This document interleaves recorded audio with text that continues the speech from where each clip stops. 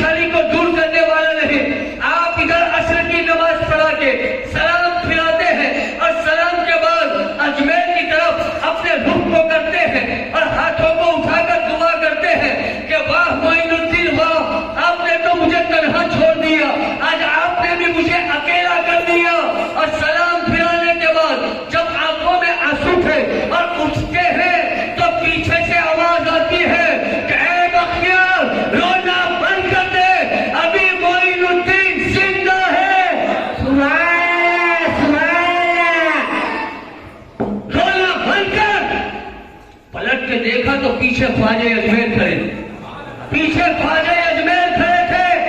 कसम, जिसने हमें पुकारा हम उसकी मदद के लिए चले जाते हैं। अरे तू तो हमारा बच्चा है। दौड़ के आए, आपके सीने से लग गए, आपने दस्ते शफकत फेरा, उनका हाथ पकड़ा और पकड़ने के बाद सुल्तान शमसुद्दीन अल्तमश के दरबार में आए। जब आए तो सारे लोग खड़े हो गए।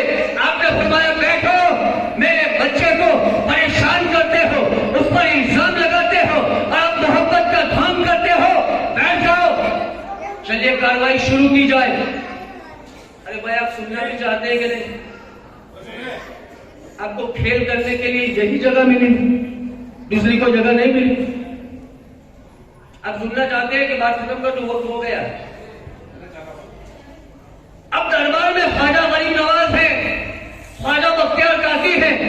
अब ख्वाजा अजमेर फरमाते हैं कि उस औरत को बुलाया जाए जिसने मेरे बख्तियार के ऊपर इल्जाम लगाया है। औरत खड़ी हुई, आपने फरमाया औरत बताओ। औरत ने कहा हाँ, तहज्जुद के बहाने ये बख्तियार काकी मेरे कमरे में आता था और मेरे साथ ज़नाकारी करता था। ये बच्चा जो है उसी का बच्चा है। आपने फरमाया मैं फिर पूछ रहा हूँ, सच बता। क्या मैं सच बोल रही हूँ? क्या गवाह, वो दोनों गवाह जो बिक गए थे, वो दोनों गवाह खड़े हो गए। आपने फरमाया कि बताओ, क्या हमारे बख्तियार को ये गलत काम करते हुए तुमने देखा है? वो दोनों कहने लगे कांपते, क्योंकि गरीब नवाज सामने खड़े हैं, कांपते हुए कहने लगे हाँ हमने देखा है, ख्वाजा अजमेर को जलाया जाता है।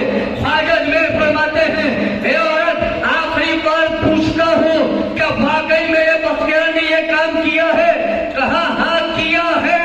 तो आखिर में ख्वाजा अजमेर उस औरत के पास जाते हैं और उस बच्चे से फरमाते हैं, जो छोटा सा बच्चा उस औरत की गोद में था, का खामोश क्यों है? तू बता कि मैं कौन हूँ और इसके साथ गलत काम किसने किया है और तू किसका बच्चा है? तो उसने कहा कि आप मोइनुद्दीन चिश्ती हैं। सुभान अल्लाह, सुभान अल्लाह। बच्चे ने कहा आप मोइनुद्दीन चिश्ती हैं और मैं बख्तियार काकी की औलाद नहीं हूँ, बल्कि एक चरवाहे की औलाद हूँ। सुभान अल्लाह, सुभान अल्लाह। चरवाहे की औलाद हूँ।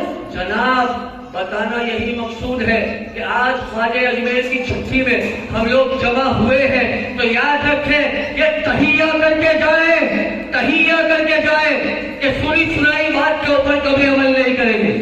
बोले करेंगे? नहीं करेंगे इंशाअल्लाह ताला। जब तक उसकी तहकीक न कर ले, हम दुआ करते हैं कि अल्लाह तबारक व तआला हुजूर ख्वाजा गरीब नवाज के सदके में जो परेशान हाल है उसकी परेशानी को दूर फरमाए। जो अच्छा रिश्ता चाहता है उसे अच्छा रिश्ता अता फरमाए। जो नेक और सालेह औलाद चाहता है अल्लाह ताला उसे नेक और सालेह औलाद अता फरमाए। जो लड़के का ख्वाहिशमंद है उसे अल्लाह ताला लड़का अता फरमाए।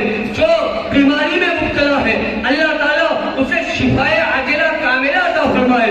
जो तंगदस्ती में मुब्तला है अल्लाह ताला उसकी तंगदस्ती को दूर फरमाए। और हमारे जो बच्चे ये देश की सेवा के लिए फौज में जा रहे हैं, अल्लाह तबारक व तआला इन्हें भी खूब तरक्की अता फरमाए, दिन दूनी रात चौगुनी तरक्की अता फरमाए कि वो बच्चे हमारे मुल्क के लिए भी कुछ कर जाए और हमारी कौम के लिए भी कुछ कर जाए। और जितने भी नौजवान हैं उन्हें नेक और सालेह बनाए, उनके जिस्म में बरकत अता फरमाए, उनकी उम्र दराज फरमाए और उन्हें इल्मे नाफे अता फरमाए। जो कुछ मैंने कहा अल्लाह ताला उस पर सबसे पहले मुझे और फिर आपको अमल की तौफीक अता फरमाए। हमने दिल जला के सरेआम कर दिया, हमने दिल जला के सरेआम कर दिया। अब जिसके जी में आए वो रोशनी करे। वमा अलैना इल्लल बलाग। अस्सलामु अलैकुम।